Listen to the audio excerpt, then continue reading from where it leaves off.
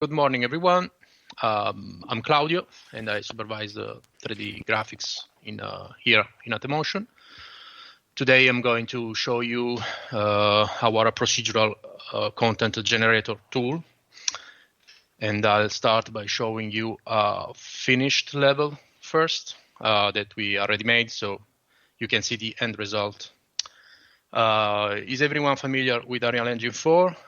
If not, it's a free software made by Epic Games.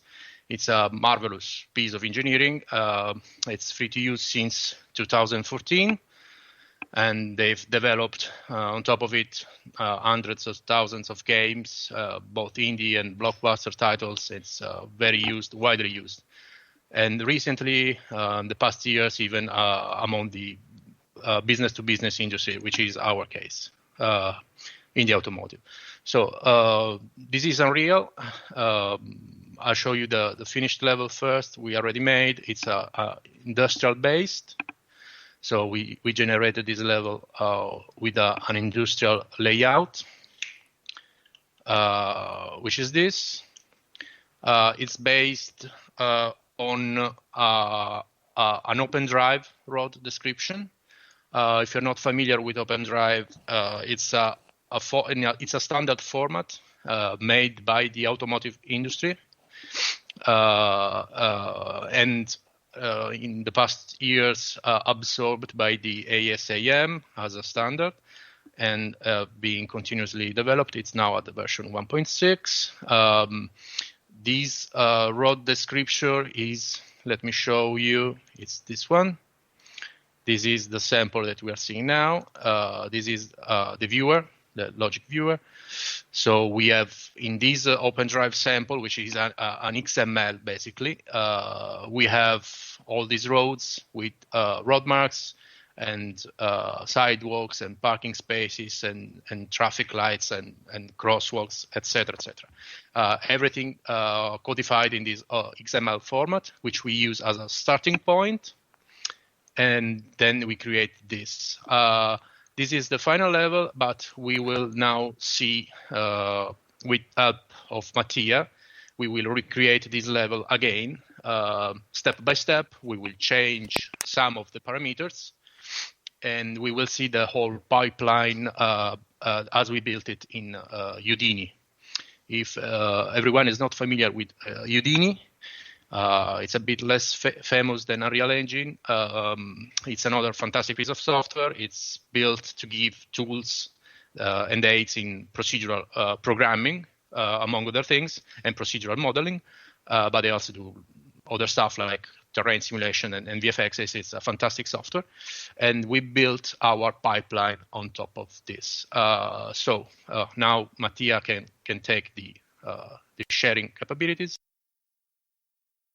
Okay, and this is Houdini on Mattia's PC. Mattia is now going to load the same OpenDrive sample that we have seen earlier in the level, and I'll also load a pre-made configuration file, JSON file for a suburban scenario that will have all the needed parameters already changed.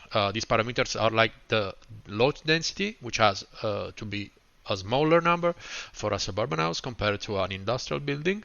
The building placement lot association is also changed to blueprints, which means it's going to use pre-made houses from our library of suburban houses instead of assembling modular buildings like we did for the industrial scenario. Another thing that we change is that this time we're going to have a small random percentage of the lots reserved for procedural green areas and parks, that 0.1%. So we will approach this generation step by step. What does this mean? That we are going to show a bit of the things, we're going to explain a bit of the things that the tool does under the hood without going too much into the technical details of it all, without showing code and things like that. Mattia already took the chance to start the first part of this generation, which we already know takes a few minutes. So I'm gonna be talking during these downtimes during this generation. The whole process is going to take around 10 to 15 minutes, including the import to Unreal. You can follow the process, the time passed for the process, by looking at the small timer that is located on the bottom left corner of the Houdini interface. It's now coming around the minute and 30 seconds. So what will this first step do? The first step is gonna be the OpenDrive parser.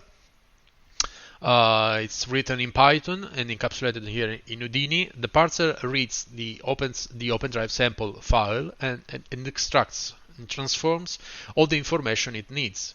With this information, the tool starts generating the geometry for the roads, the intersection, road marks, sidewalks, medians.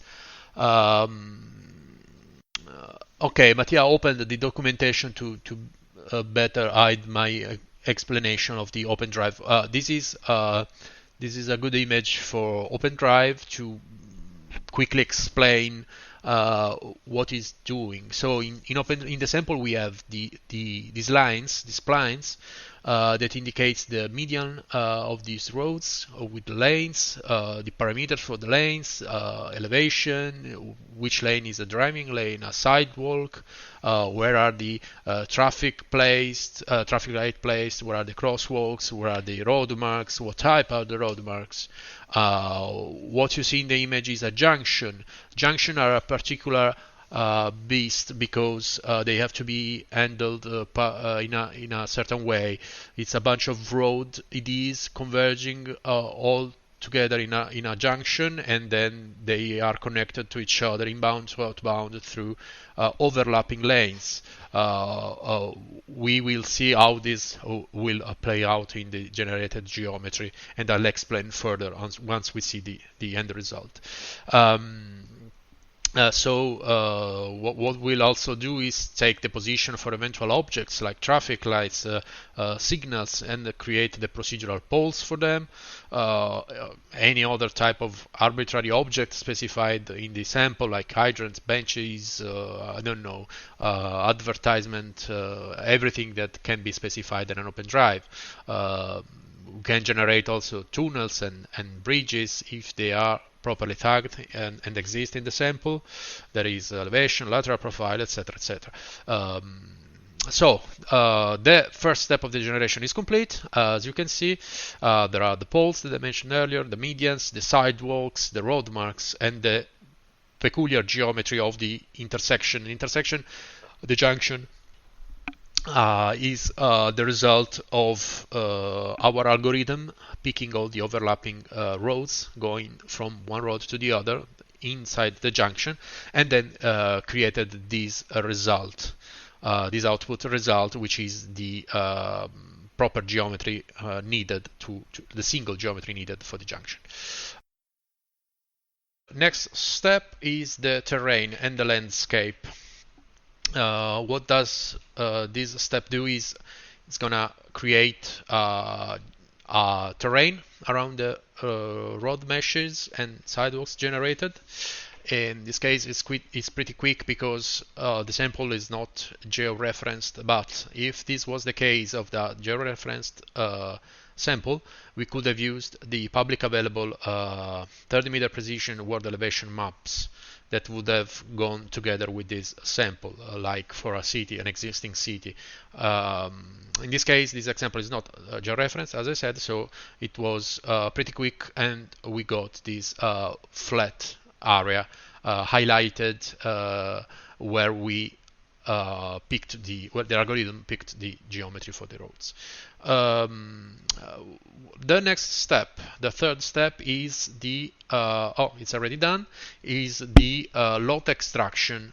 What is the lot extraction? We have several algorithms for this. This is the most advanced that you're seeing, and it's based on a few published papers on which we expanded quite a lot on the argument of lot extraction. So the result you see here is colored tiles and gray tiles.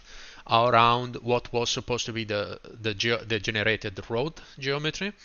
The gray ones are the lots extracted and assigned, reserved for the green areas. These will become parks. The colored ones, each is a single property, private property, which will have a suburban house. This algorithm extracted these lots based on the density that we provide. They are variable, they are aligned to the roads, they are based on a skeleton for the areas surrounded by a street. Now the algorithm will try to place the houses on these properties, and they will be aligned to the street. They will have surrounding asphalt for parking, driveways, and hedges, and walls, and other objects needed for this type of scenario. It's all automatic, it's all procedural. We have another one algorithm, more quick in processing, less good on quality. It's one of our first algorithms based on the Voronoi, and now we are developing. It's still experimental, but we are having good results on another new algorithm that picks for a real sample based on a georeferenced location, like an existing city. It picks the data from OpenStreetMaps for the buildings, and it uses those data to create these lots and then to create the buildings. They won't be the same buildings as they are in real life, but they will have the same base, the same shape for the base of the building, which create a real life like scene in the end. So we are approaching the end of this step, which will show the base of the houses placed. I'll mention that our building library is expandable and can be added any number of different types of buildings. You can place anything you want, from a pre-made shopping mall to pre-made church or hospitals and things like that. So the step is done, is complete. What is something that we have been asked often is if we can mix the type of building in a single sample. This is an ongoing feature. It's experimental still. It takes the user input and apply a distribution to the lot extractor. So some buildings could be industrial, some buildings could be suburban, some buildings could be urban. So they could have taller buildings like the center of towns and cities. What is now going on in this last phase is the preparation for the export, which Mattia has already started. The export phase is dumping on the local hard disk, on the local drive. All the files is converting and dumping on the drive all the files needed for the import in Unreal. These files are all the maps, like for the terrain, and assigning the materials for the parks. It's specifying, it's creating the instruction file, the JSON file for the signals database, for the props part of the system. Is creating all the meshes and it's align them properly as they need to be in the correct axis and format needed by Unreal Engine. After this step, we will go directly into Unreal and import these files. These files will be are prepared in a single easy of use file, single archive, and then we will proceed from there with our final and last step, which is the import inside Unreal. At this point, since this step can take another minute or two, I can tell you one other of the parts of this whole pipeline, which is the signal database that you have heard me mention earlier. The signal procedural system we developed takes all the signals specified in an OpenDrive, the position, the type, the subtype, eventual values, custom values, specified the direction, the orientation of the signal, and puts them all this information in our proprietary catalog, which Unreal can interpret. The Unreal part of this system can interpret, and then can create, assemble, and place automatically and procedurally all the available signals in our database. At the moment, we have developed the full databases for the German country and the Italian country, of course, and we are working towards the US database signals. We have gone into more details and showed how this signal system works in another video. So at this point, we can also see if Mattia opens the Explorer view of the file being dumped into the folder. So the timer there was stuck to 3060, but it's just because Houdini is processing. So we can go and see in the Explorer the various pieces the various files being dumped on the system, ready to be imported by Unreal. What else I can mention at this point is that our building system, besides taking fully pre-made buildings like the suburban houses that we are going to see now, is able to create what you already saw in the industrial level. So it's capable of creating entirely procedural building based on our tileable system. We just have a big library of tiles divided by type: industrial, urban houses, commercial buildings, and these tiles can be assembled by our algorithm.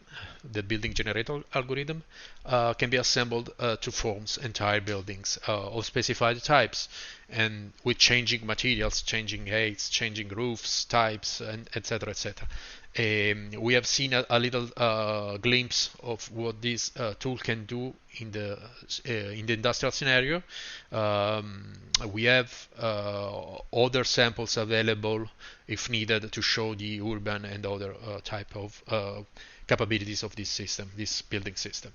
It's expandable again, so you can add any tile you want. We have the proper workflows specified already in documentation to explain how to create the tiles, the materials needed to expand and create more styles in case you want to create buildings from, I don't know, Denmark or Japan or whatever.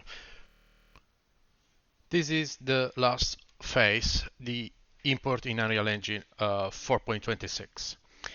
We will use our own importer, bridge tool, temporarily called, as you can read, AnteMotion Procedural. It takes in input just the archive file we generated and then Mattia just loaded. This is the file that we generated at the previous phase during the export from Houdini. The importer will do everything automatically, including saving and opening and creating lighting for the level. Everything is automatic. As you can see, we have a few options, a few check marks exposed in the importer. This is if we want to import a subset of objects from a generated scene. We could import, for example, just the landscape, or the road meshes, or the flora, or any combination of them. Maybe because we changed a few options in Houdini and regenerated a few of these areas, and we don't want to import the whole scene again, but just the modified portion. So we can do it with these check marks.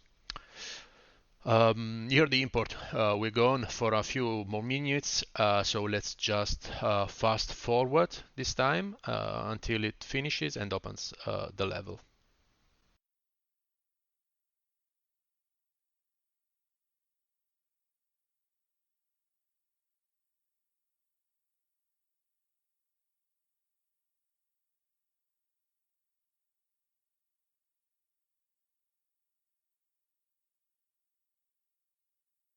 Okay, and there we go. Here is the same level from the beginning, but this time with a suburban scenario instead of an industrial one. Mattia, okay, zoom out a bit. Okay, awesome. Maybe can you give me control of the screen sharing so I can move around it? Yeah, it's behind the Unreal Engine screen, as always. Perfect. Okay, awesome, works. Thank you. So let's see the level. This is the finished level. As you can see, it's all suburban houses with their driveways. There is this green area, traffic lights, the procedural pole, the benches have been placed, the trees, more houses, their walls, the perimeters with low walls, high walls, the gates. These are procedurally generated too.